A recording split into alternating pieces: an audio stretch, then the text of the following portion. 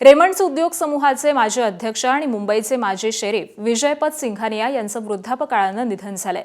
ते 88 वर्षांचे होते। त्यांच्या पार्थिवावरती आज दुपारी 3 वाजता मुंबईतील चंदनवाडी स्मशानभूमीमध्ये अंत्यसंस्कार करण्यात येतील। वस्त्रोद्योग क्षेत्रातील अग्रणी म्हणून विजयपत सिंघानिया यांची ओळख होतीच, पण त्यांनी आपल्या साहसी वृत्तीनं स्वतःची वेगळी अशी ओळखही निर्माण केली होती।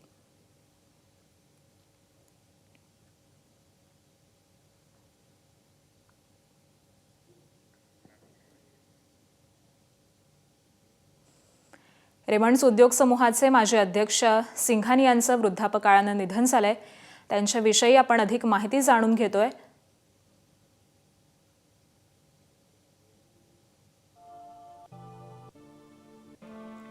वस्त्रोद्योग क्षेत्रातील अग्रणी अशी विजयपत सिंघानिया यांची मूळ ओळख आहे।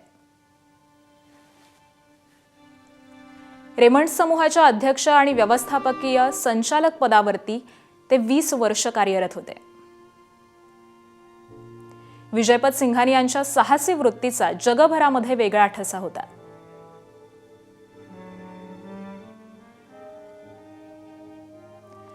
सिंघानिया यांचा 1988 साली मायक्रोलाइट विमानामधून लंडन दिल्ली प्रवास। सिंघानिया यांच्या वयाच्या 50व्या वर्षी त्यांनी एकट्यानं लंडन दिल्ली विमान प्रवास केला। सिंघानिया यांनी हॉट एअर बलूनमधून 69,000 फुटांवरून साहसी असा प्रवास केलेला होता। केंद्र शासनाकडून 2006 साली सिंघानिया यांचा पद्मभूषण पुरस्कारानं गौरव देखील करण्यात आलाय। सिंघानिया यांना 2001 साली क्रीडा खात्याचा तेनसिंग नोर्गे राष्ट्रीय पुरस्कार देखील प्रदान करण्यात आलाय।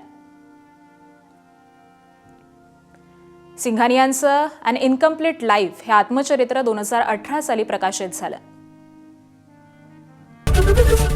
एबीपी माझा, उघडा डोळे बघा नीट।